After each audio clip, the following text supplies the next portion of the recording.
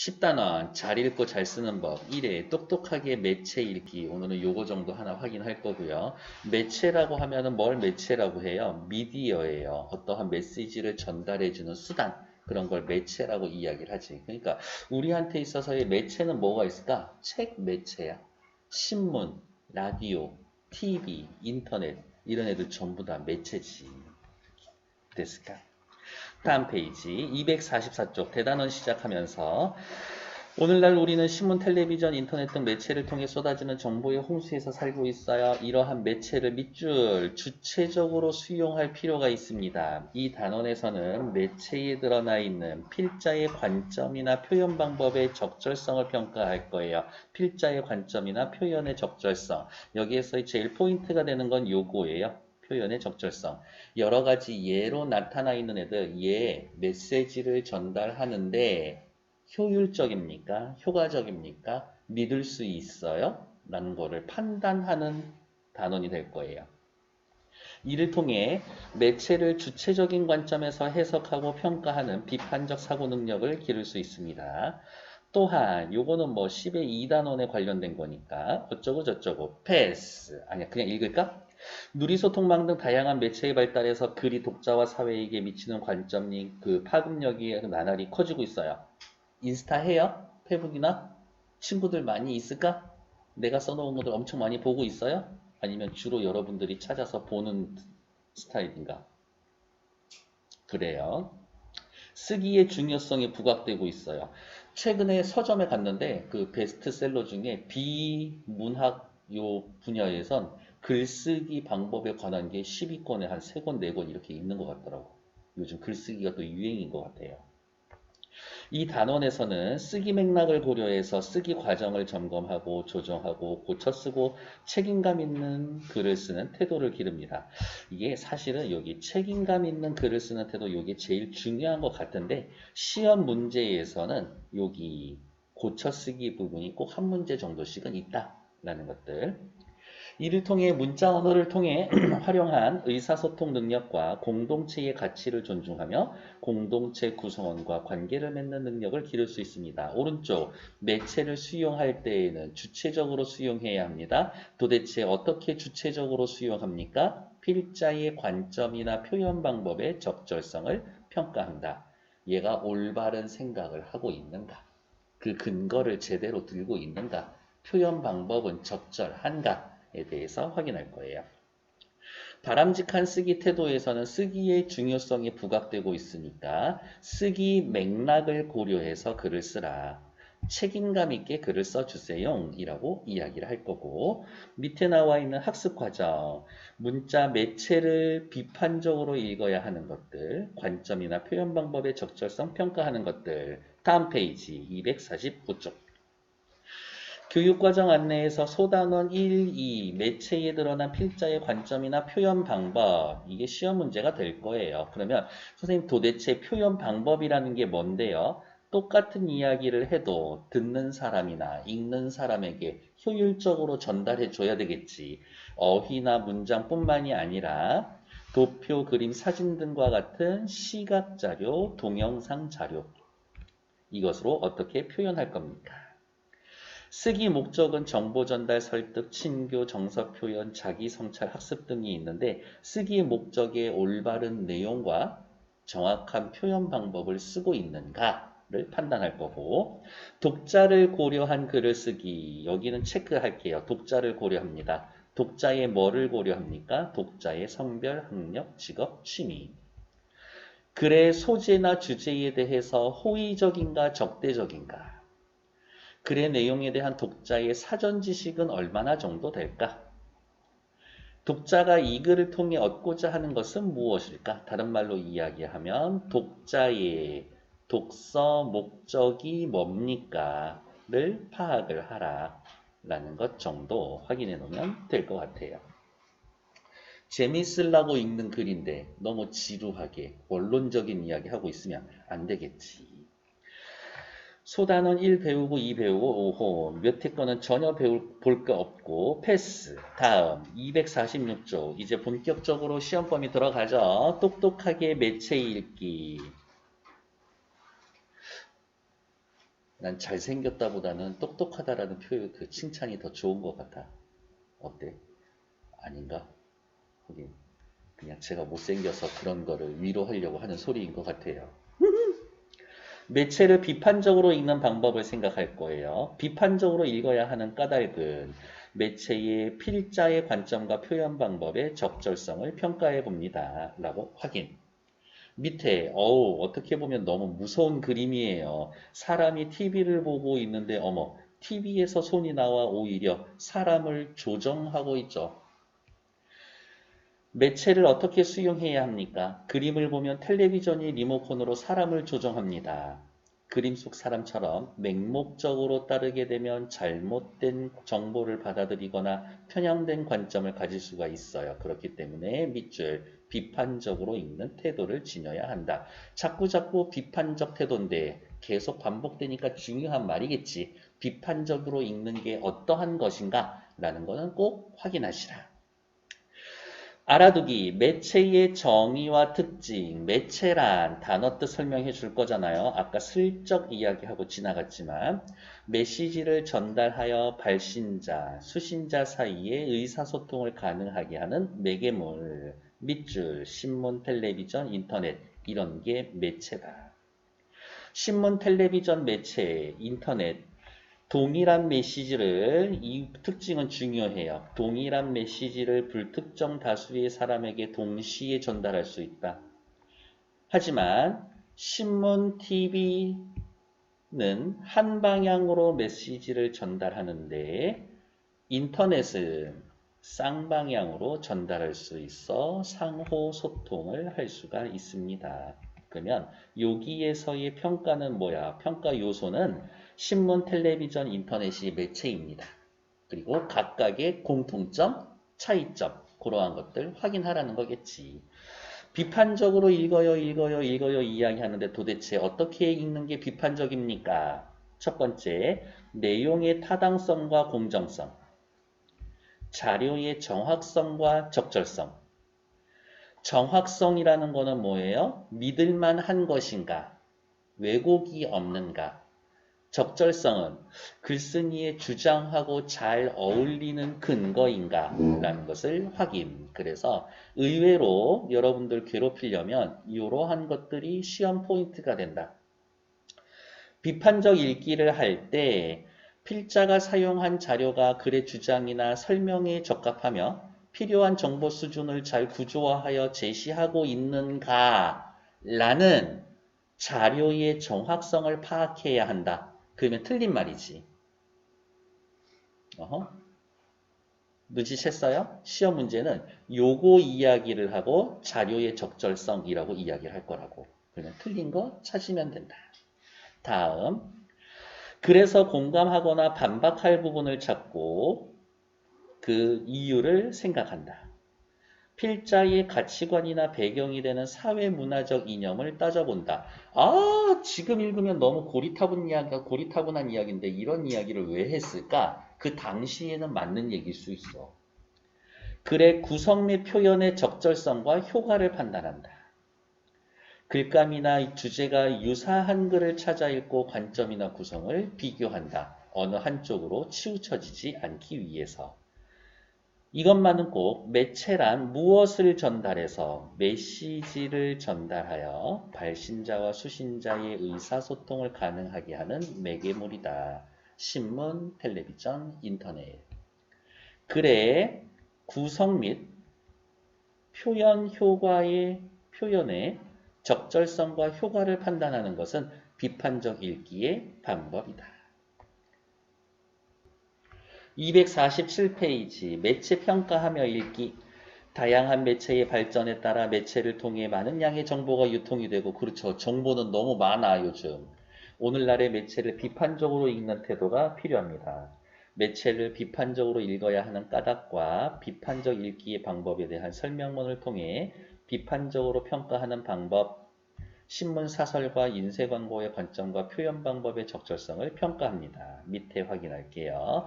여기에서는 매체 두 가지가 나올 건데 신문, 광고 두 가지가 나올 거예요. 근데 이게 포인트가 되는 말이네요. 신문은 사실을 전달해요 라고 생각하고 있지만 사실은 이거를 기사로 내야 되겠어 라고 생각하는 것 자체가 기자나 편집국의 의도가 들어가 있다. 광고라는 것 자체는 상대방을 설득하는 게 목적이니까 주장하고 있는 거잖아요. 시작해 봅시다. 제작자나 편집자 등에 의해 재구성된 내용을 제공합니다. 밑줄, 그 다음에 재구성에다가 밑줄 하나 더. 신문, 객관적인 사실 외에 편집자나 기자가 여기 밑줄 중요하다고 생각하는 것을 포함한다. 이미 주관성이 들어가 있다고. 표제나 본문, 사진 등의 필자의 특정 관점이나 의도가 드러납니다. 제일 잘 알 수 있는 게 신문 같은 데에서의 정치신문, 정치 기사예요. 보면 똑같은 발언을 했는데 그것을 문제 삼는 언론사도 있고 그게 뭐 어때서 오히려 옹호해주는 언론사들도 있고 그래서 신문도 한 신문사만 보면 안 돼. 여러 개 보고 그래야 합니다. 광고, 기업이나 개인 단체의 특정한 의도가 담겨 있습니다. 밑줄. 하지만 광고의 목적이 뭐예요? 라고 이야기하면 밑에다가 쓸게요. 설득이에요. 설득. 이미지, 문구 등에서 필자의 관점이나 특정 의도가 드러나 있습니다. 필자의 특정 관점이나 의도가 드러나 있습니다. 너무 신문하고 똑같죠. 하지만 우리가 주의해야 될 건 뭐예요? 차이점이에요. 신문에서는 특정 관점이나 의도가 어디에서 드러나? 표제, 본문, 사진에서. 광고에서는 필자의 관점이나 의도가 어디에서 드러나? 이미지, 문구에서.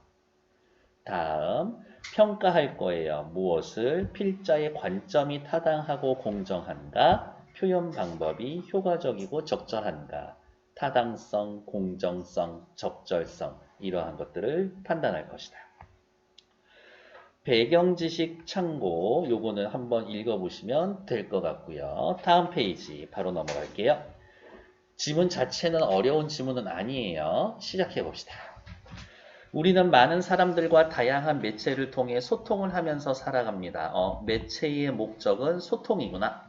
신문, 잡지와 같은 인쇄 매체 끊고, 라디오, 텔레비전과 같은 방송 매체 끊고, 인터넷과 같은 통신 매체 끊고, 그리고 다른 교과서에는 인터넷을 뭐 전자 매체 이렇게도 이야기를 해요. 그냥 하나 써놓을까?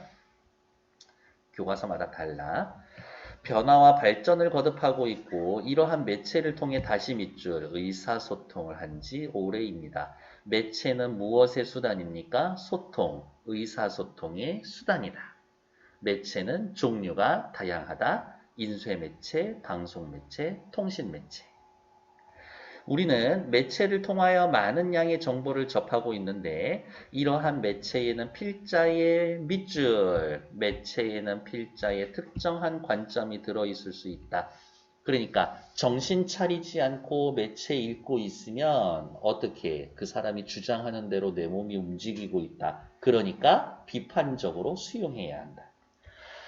매체에서 개인이나 집단이 드러내는 견해를 드러내는 방식을 이해하고 매체를 비판적으로 읽어야 하는 까닭이 바로 여기 있습니다.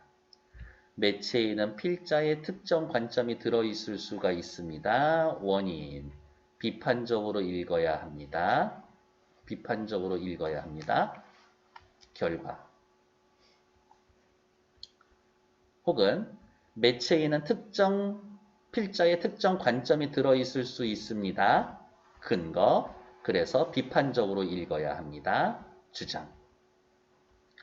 예를 들어 괄호 해놓고 예시. 많은 사람들은 신문기사나 텔레비전 뉴스가 객관적으로 보도한다고 믿는다. 그러나 여기에 담긴 내용에는 객관적 사실 이외에 다시 밑줄 기자나 편집자가 중요하다고 생각하는 것이 포함됩니다. 이건 객관적인 거야? 아니야. 기사나 뉴스뿐만이 아니라 대부분의 매체는 제작자나 편집자 등에 의해 재구성된 내용을 우리에게 제공합니다. 재구성, 괄호. 광고에도 기업이나 개인 단체의 특정한 의도가 담겨져 있습니다. 의도에다가 괄호. 빨간색으로 세 군데 밑줄 쳐놓은 이유는 뭐예요? 매체는 객관적이지 않은 내용이 있습니다. 따라서 우리는 매체에 담긴 내용과 이를 표현하는 방법을 꼼꼼히 따져볼 필요가 있습니다. 예컨대 또다시 예시죠. 신문을 읽을 경우에는 오케이, 따르게 체크합시다. 신문은 표제, 본문, 사진, 광고는 문구, 이미지 등을 주의 깊게 살펴보아야 합니다. 왜? 표제, 본문, 사진에 의도가 들어가니까. 문구, 이미지에 의도가 들어가니까. 필자의 관점이 뭔지, 그것을 드러내기 위해 어떻게 표현하는지 파악하고 편견에 치우치지 않는 부분은 없는지 판단해야 합니다. 슬쩍 밑줄 긋게요. 편견에 치우치는 부분은 없는지 무엇을 판단한다? 위에다가 쓸게요. 공정성을 판단합니다. 공정성. 한쪽으로 치우쳐지지 않은 것.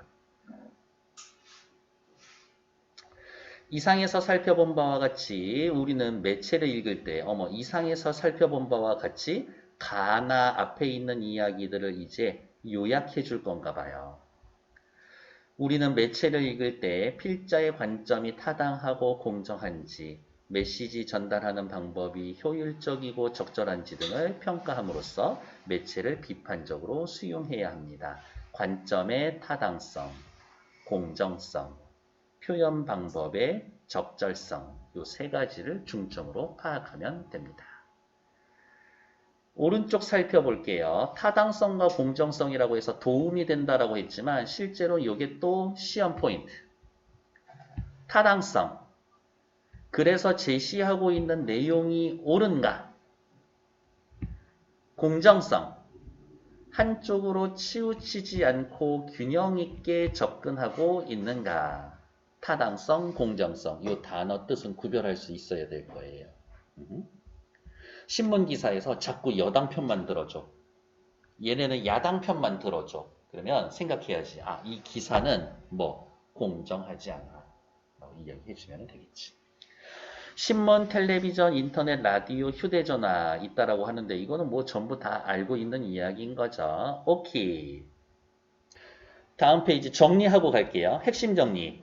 매체는 인쇄매체, 방송매체, 통신매체가 있는데 각각 틀린 것, 각각 특징, 각각의 세부적인 분류를 구분하시라. 그 다음 앞부분에 나와 있죠. 신문, 잡지, 라디오, 텔레비전 얘네들은 어때요? 정보의 전달 방식이 일방향적이고 인터넷은 쌍방향적이다. 이러한 차이점도 있었지? 라고 확인하면 되겠죠. 매체의 종류와 기능, 어쨌든 소통하는 매개체가 됩니다. 매체에 담긴 내용의 특성, 신문, 라디오니까 무조건 객관적인 이야기만 하겠지. 아니야. 특정 관점이나 의도를 가질 수가 있습니다. 따라서 매체를 비판적으로 수용하기 위해서는 관점이 타당하고 공정한가, 메시지 전달하기 위한 표현 방법이 효과적이고 적절한가를 확인하셔야 합니다. 밑에 나와 있는 이것만은 꼭 확인하러 갈게요. 1번 신문, 잡지는 인쇄 매체고요. 라디오, 텔레비전은 무슨 매체? 그렇지, 방송 매체. 통신 매체에는 뭐 있어요? 그렇지, 인터넷 있지. 어제 기사 봤더니 인스타 10분, 20분, 30분 그만 보세요. 메시지 이제 뜨게 설정할 수 있다던데. 그렇답니다.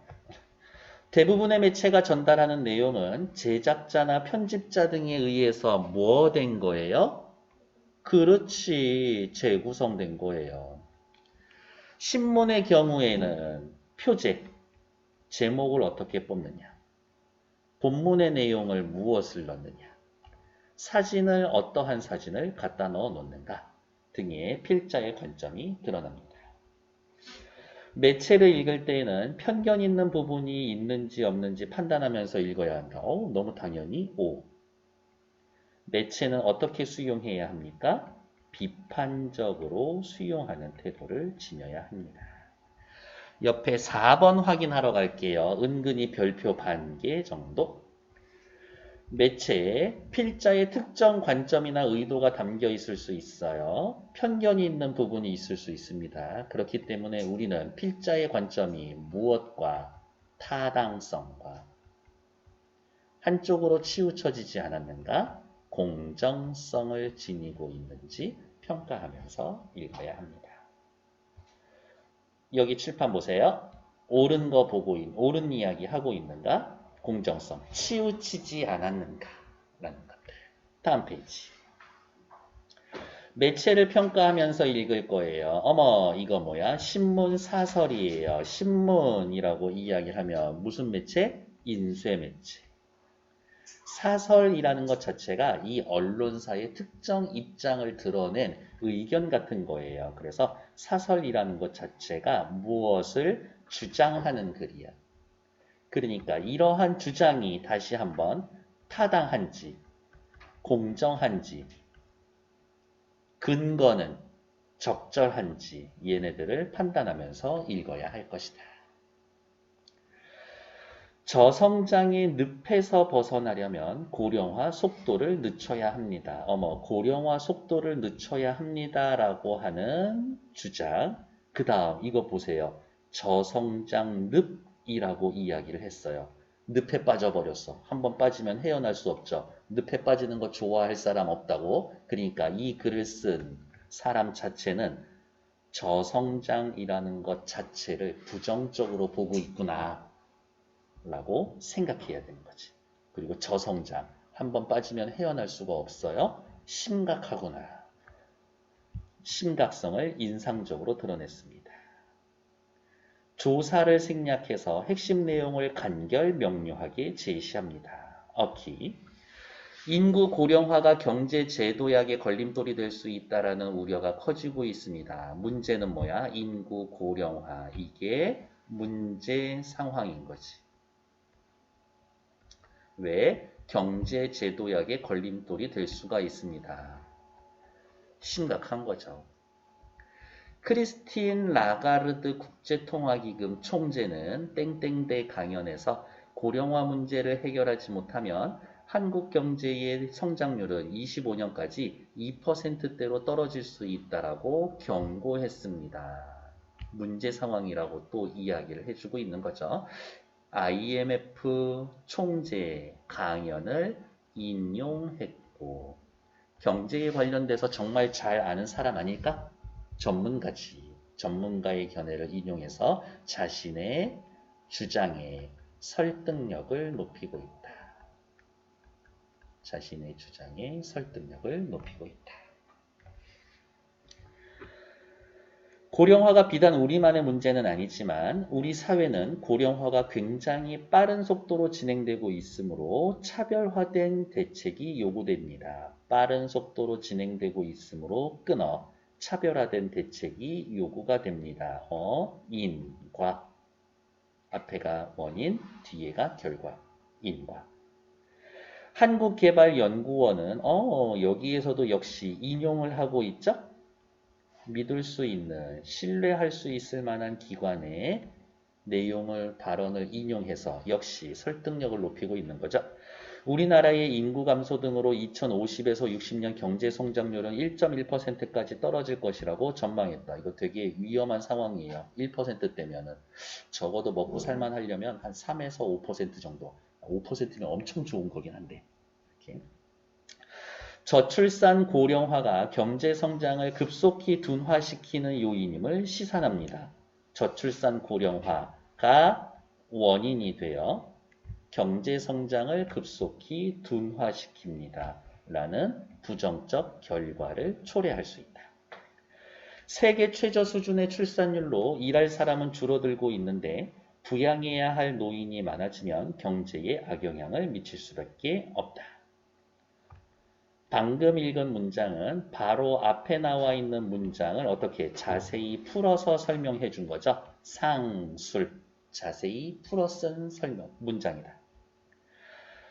노동시장에 유입되는 20, 30대는 줄고 인구 비중이 높은 베이비붐 세대의 은퇴가 본격화되고 있다. 그러니까 결국에 이야기하고 싶은 거는 뭐예요? 일하는 사람은 줄어들고 일하지 않는 사람의 수는 늘어납니다. 그럼 일하지 않는 사람들 뭐 지들이 일 안 하는데 그냥 굶어 죽으라 그래 그럴 거야? 아니지. 그러면은 사회와 국가가 아니지. 사회가 책임져야 된다고. 그 결과 경제활동의 핵심 노동력이 줄어들면서 생산력이 떨어지고 소비가 줄어들어 성장 잠재력이 떨어지는 부작용이 나타나고 있습니다. 역시 원인과 결과가 나타나 있는 인과의 방법을 인과라는 내용 전개 방식을 사용하고 있다. 이처럼 고령화의 부작용이 경제에 미칠 부정적 파장을 줄이기 위해서는 양면 전략을 구사하는 것이 효과적입니다. 어머, 양면 전략에다가 네모. 무엇을 위한 전략? 고령화의 부작용을 줄이는 전략. 양면 전략이니까 두 가지겠네. 첫 번째, 바로 다양한 노동력을 확보하는 것이다. 밑줄, 글쓴이가 주장하는 거니까요. 다양한 노동력을 확보해야 합니다. 여성 인력을 최대한 활용하고 우수한 외국인 인적 자원을 적극 유치해야 합니다. 최고임금제 등을 통해 고령자의 생산 활동을 끌어냄으로써 노동력 부족을 해소해야 합니다. 지금 현재 일하지 않고 있는 사람들을 노동시장으로 끌어들여 지금 일하고 있지 않은 사람들 누구? 여성 인력, 우수한 외국인들, 고령자들. 그리고 두 번째 전략은 생산성을 향상하는 겁니다. 10명이서 만드는 물건을 5명이서 만들면 되지. 기업은 연구개발 투자를 대폭 늘리고 정부는 이를 제도적으로, 재정적으로 적극 지원해야 합니다. 이렇게 근로자, 기업, 정부가 힘을 합치면 고령화에 따른 문제를 해결할 수 있을 것이다 라면서 자신이 주장을 하고 자신이 주장이 이루어졌을 때의 긍정적인 전망이 나타나 있습니다. 됐을까요? 자, 다시 위로 올라오셔서 확인할게요. 여기 있죠. 저성장 늪에서 벗어나려면 고령화 속도를 늦춰야. 이거는 뭐예요? 그래서 표제지. 사실 여러분들 인터넷이나 이런 데서 뉴스 볼 때 뭐 보고 그거 클릭해요? 제목 보고 클릭하잖아요. 제목을 너무 악의적으로 쓰고 있는 기사들도 있고 낚시성 기사들도 제목들도 있기는 하지만 그러니까 어떻게 정신 바짝 차려야 된다고. 나머지 밑에 글로 들어가 있는 부분들이 전부 본문이고요. 그 다음에 밑에 나와 있는 거 요거 사진. 본문 내용과 관련 있는 인물이나 현장 등을 시각적으로 제시한다. 라는 것들 확인. 밑에 신문 언어의 속성, 근거로서의 인용, 밑줄, 인용을 할 때 무엇을 위해서 자신의 주장에 대한 근거로 쓰기 위해서 인용한다. 남의 말을 인용해서 기사를 쓰는 주된 이유는 객관적인 보도라는 느낌을 주기 위해서지만 자칫 잘못하면 아전인수가 될 수도 있습니다. 이러한 A라는 뜻으로 이야기를 했는데 인용하면서 B라는 뜻이었다라고 잘못 해석할 수도 있고 의도적으로 그렇게 해석할 수도 있다고. 신문사 기자가 자신과 견해가 비슷한 사람을 동원해 원하는 방향으로 기사를 이끌어갈 수도 있다. 일종의 속임수로 전락할 가능성을 배제할 수가 없다. 그래서 막 기사 같은 거 보면 관계자의 말에 따르면 일부 시민들은 한 두어 명 인터뷰 해놓고서 대부분이 이렇게 이야기할 수가 있다고. 어떤 사건에 대해서 인터뷰를 땄는데 한 5명 땄어. 근데 한 4명은 찬성, 1명은 반대. 이런 식이면 반대가 훨씬 많구나 라고 생각할 수 있는 거지. 다음 페이지 251쪽 인쇄 광고예요. 기억하셔야 됩니다. 광고라는 것 자체가 목적이 설득이 목적인 글이에요. 일단 설득이라고 귀찮아도 한번 써보고 오른쪽으로 들어가서 밑줄 독자를 설득하는 기름을 수행합니다. 학생, 엄마 모시고 와. 잘못했나? 알고 계셨나요? 헌혈은 69세까지 누구나 할 수 있습니다. 부모님과 함께해요. 나눔의 기쁨. 자, 학생, 김병장, 엄마 모시고 와. 박과장, 엄마 모시고 와. 라고 이야기하면서 결국에 하고 싶은 이야기는 뭐예요? 헌혈은 69세까지 할 수 있습니다. 라는 것들. 저도 집 앞에 그 헌혈원이 있어가지고 헌혈했는데 주기적으로 문자 와요. 할 때쯤 되면. 그리고 요즘 코로나로 혈액이 부족합니다. 사랑을 나누어 주세요. 혈액이 부족한 관계로 여러분들을 모시기 위해서 기념품, 사은품이라고 하나? 아무튼 이렇게 주는 것들, 그거를 밀렸어요. 막 이렇게 하더라고. 우리 집 앞에는 스벅 5,000원짜리 카드 2개 주고, 손세정제 주고, 마스크도 주고, 그 다음에 또 방문하시면 알게 될 숨겨진 선물이 있습니다. 하고 막 오게 하던데. 아직 나이상 헌혈이 안 되지, 여러분들은.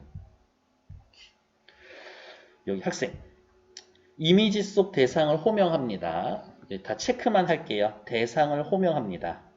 대상과 같은 평범한 독자들에 대한 설득 효과를 높입니다. 학생 엄마 모시고 와. 어머, 나한테 하는 얘기인가? 라고 생각할 수 있다고. 학생, 엄마 모시고 와. 그치, 이건 문제가 될 수가 있어. 왜 엄마야? 아빠두면 되지. 아빠도 있는데. 성차별적인 인식을 심어줄 수 있어요. 밑줄 치고 별표, 공정성에 어긋나 있습니다.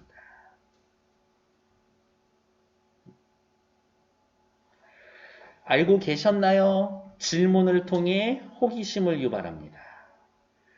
헌혈은 69세까지 누구나 할 수가 있습니다. 69라는 건 구체적인 수치예요. 이해와 설득 효과를 높일 수가 있다. 부모님과 함께해요. 나눔의 기쁨. 도치. 우리 현대시 시 배울 때 했잖아요. 도치라는 것 자체가 강조의 표현 방법 중에 하나예요.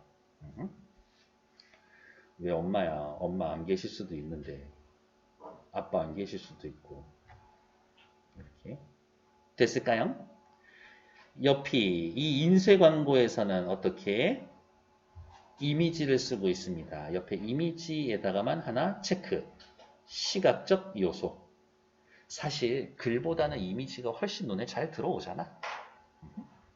다음 페이지가 아니라 밑에 신문 사설에 드러나 있는 관점. 고령화 속도를 늦춰 저성장 문제를 해결해야 한다라는 표제. 본문에서는 다양한 노동력을 확보해라. 기업은 연구개발 투자해라. 정부는 제도적, 재정적 지원을 해서 생산성을 향상해라.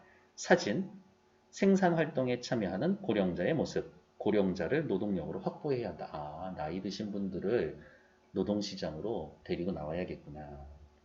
나이에 드러난 관점, 일반 독자들을 대상으로 부모님과 함께 헌혈을 참여하도록 설득합니다. 밑줄. 부모님과 함께 헌혈에 참여하도록 설득에다가 다시 밑줄. 학생, 군인, 직장인 등 다양한 대상을 제시해서 헌혈에 밑줄 누구나 참여할 수 있음을 강조합니다. 나 군대 있을 때는 주기적으로 헌혈차 와가지고 거의 반강제로 헌혈 다 했었었는데 요즘엔 또 그런 건 없나 보지? 이렇게. 이것만은 꼭 가에 나타나 있는 사진, 고령자를 노동력으로 확보해야 한다는 필자의 주장을 뒷받침한다. 예. 성차별을 심어줄 수가 있다. 남자는 이래야 돼, 여자는 이래야 돼, 문제 생기면 엄마가 학교 와야 돼 라고 하는 한쪽으로 치우쳐져 있는 거죠. 공정성에 어긋난다. 다음 페이지. 국어의 힘 키우기 시작해 볼게요. 표제의 적절성을 살펴봅시다. 저성장의 늪 벗어나려면 고령화 속도 늦춰야. 필자의 생각은 뭐예요? 고령화 속도를 늦춰야 합니다. 저성장 문제가 될 겁니다. 고령화가 우리 경제 성장을 더디게 하는 원인이다. 밑줄. 고령화 속도를 늦추는 것이 저성장 사회의 경제 문제를 해결하는 길이다. 고령화 속도를 늦추는 것이 해결책이다. 본문에 제시된 해결 방안을 정리해 봅시다. 고령화의 부작용이 미칠 파장을 줄이기 위해서 그냥 밑줄만 그을게요. 양면 전략을 구사해야 한다. 다양한 노동력을 확보해라. 다양한 노동력의 구체적인 예로선 여성 인력, 우수한 외국인 인적 자원, 밑에 고령자. 두 번째 전략은 생산성을 향상시켜야 한다. 생산성을 향상시키기 위해선 기업은 개발 투자하고 정부는 제도적, 재정적으로 지원을 하고 그렇다면 문제가 해결될 수 있을 겁니다. 2에서 정리한 해결 방안을 바탕으로 표제가 적절하게 잘 된 것 같아요. 가만히 살펴보면 어때요? 저성장의 늪에서 벗어나려면 고령화 속도를 늦춰야 하면 고령화 속도를 늦추는 방법에 대해서 얘기해 줬어야지. 그렇지 않나? 근데 여기에선 어떻게 양면 전략, 경제에 미칠 부정적 파장을 줄이기 위한 양면 전략이야. 고령화의 속도를 늦추는 방법이 아니라. 그러니까 글이 제목과 본문이 좀 따로 놀고 있다. 밑에 표제가 적절하게 제시되어 있는지 정리한 해결 방안은 경제에 미치는 고령화의 부정적 영향을 줄이는 겁니다. 표제에서 언급한 고령화 속도를 늦추는 방법이 아닙니다. 밑줄. 본문은 표제에서 언급한 고령화 속도를 늦추는 방안이 아닙니다. 그렇기 때문에 표제의 내용과 본문에서 제시한 문제 방안이 일치하지 않으므로 적절한 표제라고 보기 어렵습니다. 됐을까요? 나라면 요거 중요하게 볼 겁니다. 오른쪽 표제에 사용된 표현 방법을 찾아봅시다. 늪이라는 비유적 표현, 조사를 생략했다. 효과, 심각성을 인상적으로 드러낸다. 조사 생략해서 간결 명료하게 이야기해 줍니다. 사진은 잘 쓰인 건가? 뭐 나쁘지 않은 것 같아요. 이렇게 사진만큼은. 이렇게 고령자들이 일하고 있는 장면, 생산활동에 참여하는 고령자를 노동력에 확보해야 한다는 필자의 관점을 드러내며 편견을 없애니까 밑줄. 요 사진은 타당하고 공정하다. 밑에 3번 가와 나이에 공통적으로 사용된 거 크리스틴 라가르드 국제통화기금 총재에 따르면 한국개발연구원에 따르면 권위 있는 전문가와 기관의 전망을 밑줄 인용했습니다. 그 다음 25년까지 2%, 50에서 60년대까지 1.1% 구체적인 수치를 제시했습니다.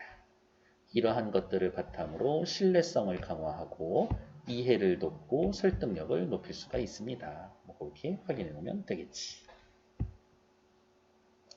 그러니까 봐야 돼. 전체적으로 다 괜찮아. 깔끔해. 문제점 있는 거 딱 하나. 본문하고 표제하고 좀 어울리지 않아요. 그거는 기억해야지. 2번 나에 나타난 관점과 표현 방법을 생각해 봅시다. 다음 페이지. 다음은 나이에 대한 텔레비전 뉴스입니다. 이를 바탕으로 나이의 관점이 타당한지. 이 헌혈 광고는 학생과 군인, 회사원에게 엄마를 모셔오라고 이야기하고 있습니다. 부모님과 함께 헌혈하자는 취지지만 아빠 모시고 오라는 말은 없습니다. 우리 미리 알고 있죠? 밑줄 공정성에 위배됩니다.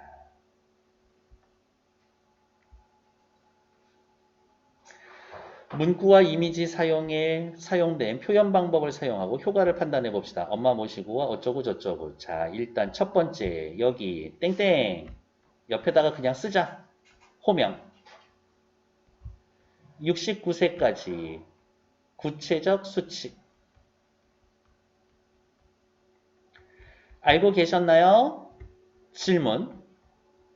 괄호 열고 호기심 유발. 부모님과 함께해요. 나눔의 기쁨. 도치. 호명을 함으로써 괄호 설득 효과를 높여줍니다. 설득 효과를 높여줍니다. 구체적 수치를 제시함으로써 얘도 역시 설득력을 높여줍니다. 함께해요. 나눔의 기쁨. 도치의 방법을 써서 강조해줍니다. 밑에 이미지 쓰여져 있는 거 다양한 대상을 제시했습니다. 대상과 어울리는 배경을 설정했어요. 누구나 참여할 수 있습니다. 대상과 조화를 이루고 있습니다. 아, 그래, 이 이미지는 좋아 라고 확인해 놓으시면 되겠지.